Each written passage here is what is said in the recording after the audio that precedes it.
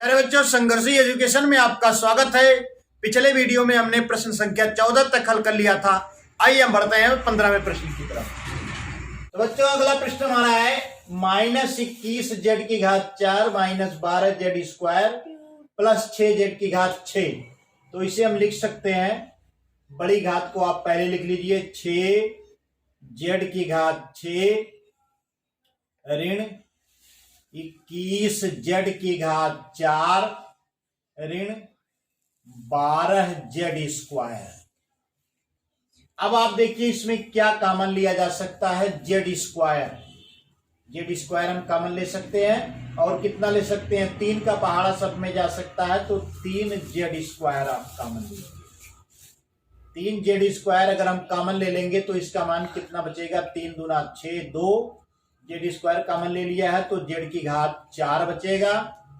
और उसके बाद ऋण 21, 3 सत्ते 21 होता है, 7z² बचेगा, ऋण 3 चौको 12 यानी 4 बचेगा। इसे हम बराबर लिख सकते हैं 3z² 2p² -7p -4। यहां पर हमने क्या किया है, z² को हमने p मान लिया है। z² बराबर कितना मान लिया है, p। तो z² बराबर हम p मान लेंगे तो z² के स्थान पर p आएगा, z⁴ के स्थान पर p² आ जाएगा। अब ये व्यंजक हमारा ax² plus bx plus c प्रकार का हो गया है। तो यहां पर a के स्थान पर 2 हो जाएगा और c के स्थान पर क्या हो जाएगा, ऋण 4 है। तो ac बराबर हो जाएगा, और 4 दूना 8 ऋण 8 हो जाएगा। ऋण 8 का ऐसा गुणनखंड करना है जिसका योग ऋण 7 के बराबर हो। तो इसे हम लिख सकते हैं ऋण 8 गुणे 1।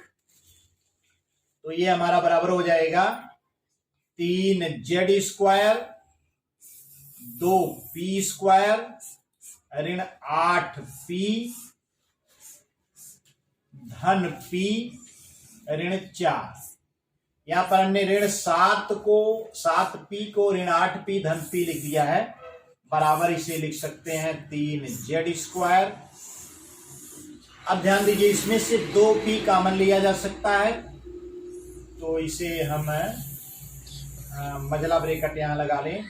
2p हमने कॉमन ले लिया तो बचा क्या, p बचा, और 2 चौको 8 ऋण 4 p ऋण 4 बचा, और ये p ऋण 4 है ही तो धन 1 आप कॉमन ले लीजिए, p ऋण 4 हो गया।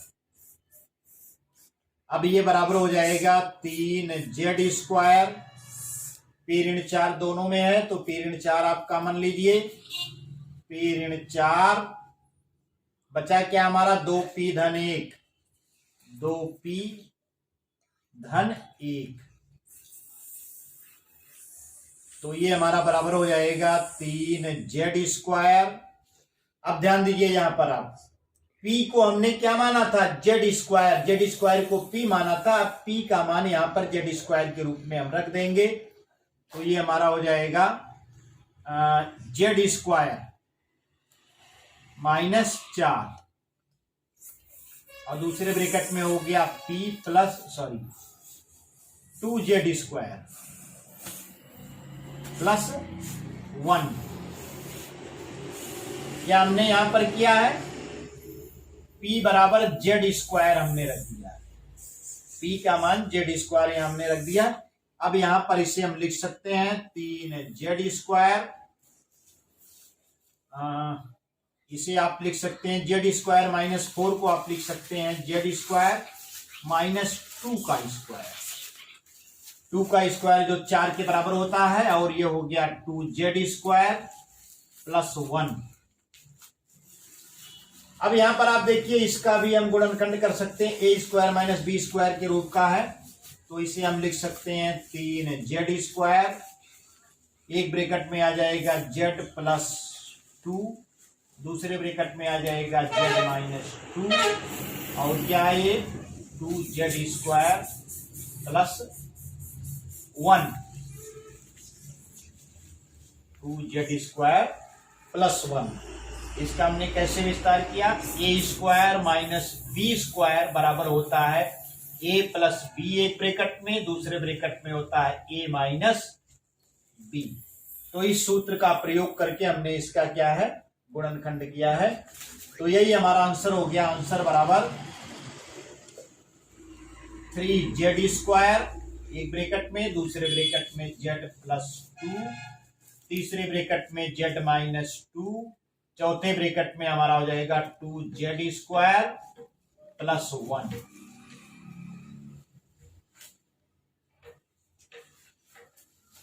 आइए हम बढ़ते हैं अगले खंड की तरफ। अगला प्रश्न हमारा 16वां प्रश्न है। -12 b की घात 5 ऋण 6 b की घात ऋण b की घात 3 धन b। तो तीनों में b है तो आप b को कॉमन ले लीजिए, बराबर इसे लिख सकते हैं। b आप कॉमन लेंगे तो ये हो जाएगा हमारा ऋण 12 b की घात 4 ऋण b² धन 1, ये मान हमको प्राप्त हो जाएगा। अब इसे आप लिख लीजिए b ऋण 12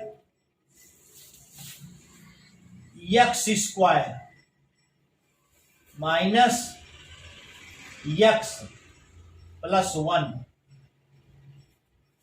यहां पर हमने क्या किया है, b² x बराबर क्या लिखा है, x बराबर b² हमने मान लिया है।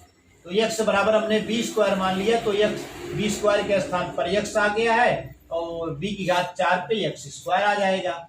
अब ये ax² plus bx plus c प्रकार का व्यंजक हो गया है, जिसमें ac बराबर a बराबर ऋण 12 है, तो ऋण 12 गुणे 1 बराबर क्या हो जाएगा, ऋण 12।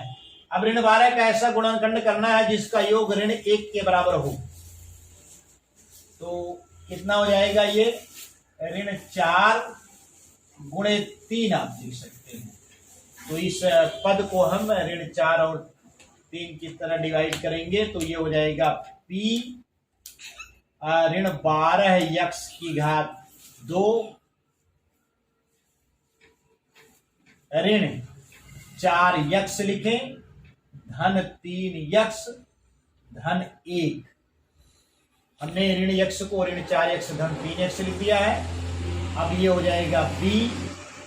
अब इन दोनों पदों को आप देखिए तो क्या कॉमन लिया जा सकता है, 4x कॉमन लिया जा सकता है।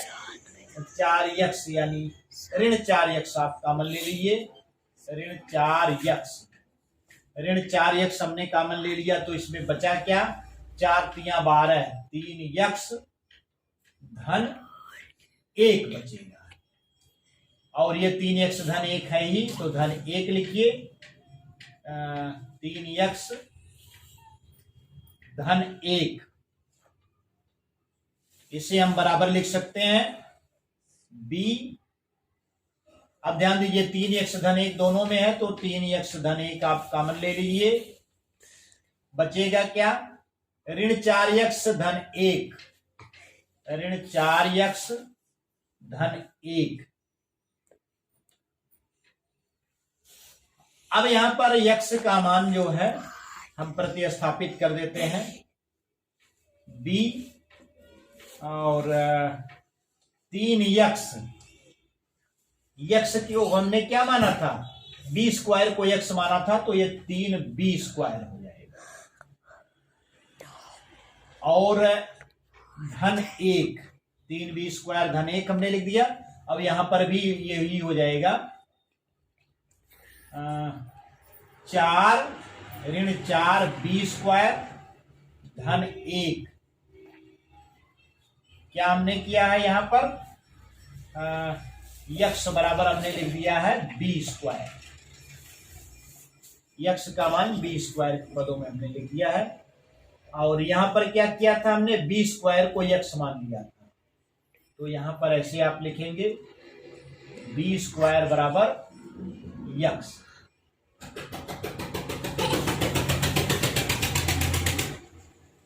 बी स्क्वायर बराबर यक्स यहां हमने माना था, यहां यक्स बराबर बी स्क्वायर का मान प्रतिस्थापित कर दिया, बराबर ये हो जाएगा बी 3b स्क्वायर धन 1, और इसे हम लिख सकते हैं 1 ऋण 4b स्क्वायर,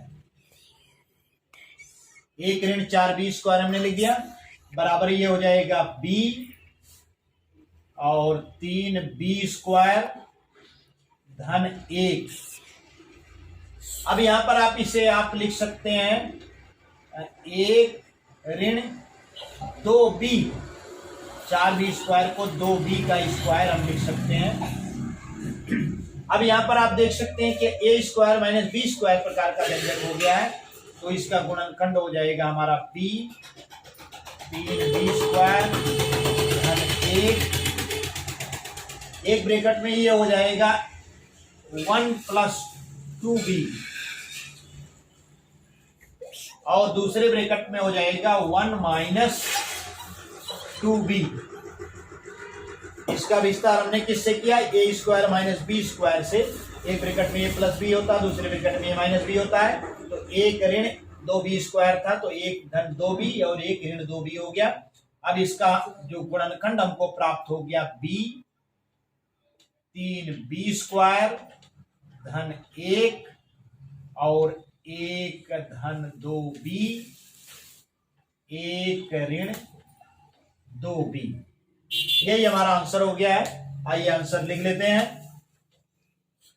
आंसर बराबर हो गया b 3b स्क्वायर धन 1 1 धन 2b 1 ऋण 2b। तो इस प्रकार से 16वां प्रश्न भी हल हो गया है। उम्मीद करता हूं कि आपकी समझ में आ रहा होगा, और यदि आपकी समझ में आ रहा है तो हमारे YouTube चैनल संघर्षी एजुकेशन को सब्सक्राइब करें, बेल आइकन को प्रेस करें, जिससे हमारे नए नए वीडियोज की नोटिफिकेशन आपको बराबर मिलती रहे। धन्यवाद।